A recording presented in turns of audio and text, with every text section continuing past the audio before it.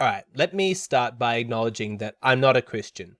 If you are, I have no problem with that. We don't have to agree on metaphysics in order for us to have a productive exchange of ideas about gender differences. I don't come from the religious worldview. I come from a scientific worldview, and that is a big difference. They're completely different worlds. But there's something strange that I've noticed happening to me as I get older. When it comes to ethics, morals, and behavior, I find myself agreeing more and more with Christian people. Whenever I would do street interviews, I always found that the women that I enjoyed speaking to the most, the women that I had the most in common with, would almost always turn out to be Christian women. I want to play you this short clip to demonstrate what I'm talking about. This is footage of two women who were kind, friendly, fun to chat to, intelligent. In this clip, they're talking about the nature of forgiveness. Check it out. I guess it's not really up to us. Well, Jesus forgives. That's the whole thing we love. Jesus forgives, and we want to be more like Jesus. So that's being more accepting and forgiving if someone has turned their life around because of Jesus. But I guess we're only human, and yeah, it's not that easy. So yeah. Even after I turned off the camera, I continued to chat to these girls, and the dialogue was really interesting. They were very respectful. They were able to see things from alternative points of view. It was a really, really enjoyable conversation. I guess that being somebody who embraces gender differences, men being masculine and women being feminine, there's actually a significant overlap between my values and traditional Christian values. Somewhat to my surprise, two of my favorite YouTubers are Christian women. That's Caitlin Ann Huber and Sarah Therese. They make videos about femininity, and it's always just lovely to check in with them, and their worldview is just pleasant to listen to. So what am I to make of this? The fact that some of the most pleasant women that I've met over the past 10 years were Christian women. I notice it more and more that the Christian women that I meet have a kindness, a femininity, a purity, and perhaps most importantly, a lack of bitterness that's just really pleasant to interact with. And yet, despite all of this, I would be extremely hesitant to enter into a relationship with a Christian girl. And if you're asking my advice, I would also caution others to be hesitant about doing so. Let me explain why. Now, before I go into detail, let me just state up front that my mind is not completely made up about this, not at all. If you're a Christian person and you see something, some flaw in my logic, or maybe there's some piece of information that I haven't considered, please don't stay silent. I'm very open to hearing the other point of this argument. So that's what the comment section's for. Please write down the information that you think would be important for me to know. I'm open to changing my mind on this. But for me though, this is my biggest sticking point, is fundamentally, I don't trust how Christian women reach their conclusions. And because I don't trust their process, I would find it impossible to feel safe around them. Let me demonstrate what I mean using an example. I think that stealing is wrong. A Christian woman might also think that stealing is wrong. And so you think, well, what's the problem? Aren't you guys in agreement? Well, yes and no. We might agree on the final conclusion, but what makes me nervous is that the way that we arrived at that conclusion is so different. So why do I think that stealing is bad? Well, I can explain it from three different perspectives.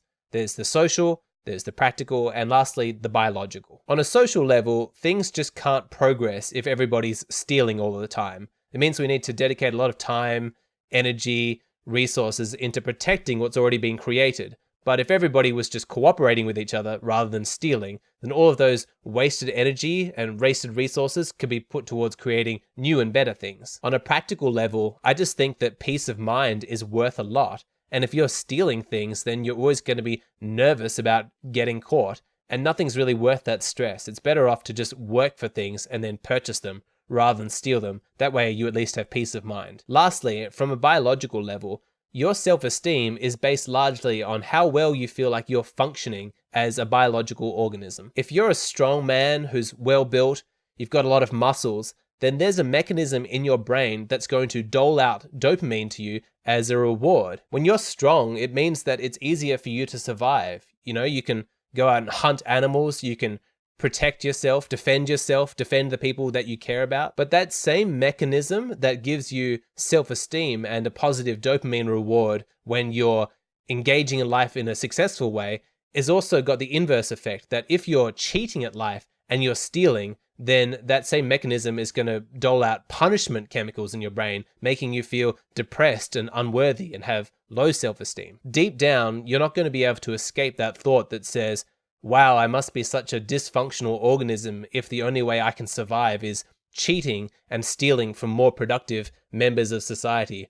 I must really be the lowest of the low. Now, you might agree with any one of my 3 reasons. That's not so important, but the larger point is that I arrived at the conclusion that stealing is bad based on a logical progression of thoughts, and I can map out for you exactly how I reached my conclusion. The benefit of this is that it makes me very flexible when it comes to changing my mind. So if you point out a flaw in my earlier logic, then it's easy for me to track along that logic to the conclusions that I've reached and readjust them in light of new information. My beliefs didn't just spring out of thin air. They're based on previous conclusions, and they're accountable to those conclusions. And every thought along the process is able to be challenged and debated. So how is this different to a Christian woman? Well, you ask her, do you think stealing is bad? And she might say, yes, stealing is wrong. And there's agreement. But you say, how did you arrive at your conclusion? And she might say, God says so. Jesus said so. It's written in the Bible. I can't feel secure in that kind of reasoning. It doesn't inspire safety or trust. Now, I have no desire to change her belief about stealing being wrong. We're in agreement with that. But the danger is that if the Bible is her source of authority, then what are we going to do if the Bible says other things that are wrong and I can't challenge her on that?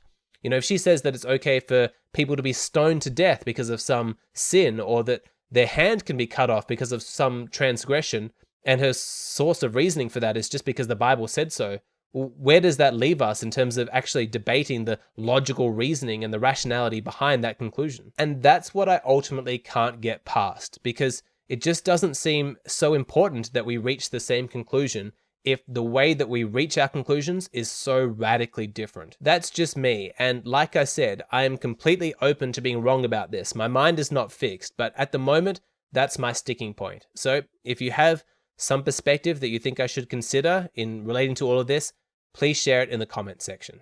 This video is sponsored by Land of the Losers.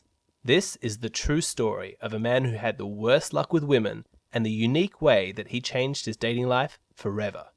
You will laugh, you will cry, and you will learn a lot. I love reading real stories about real people, and this book is a 10 out of 10. I finished it in just 2 days because it's that good. Equal parts entertaining and informative. It's available in hardcover and digital versions, with a special discount available to my audience. See the description box below for details. Every purchase goes to helping the channel. Thank you.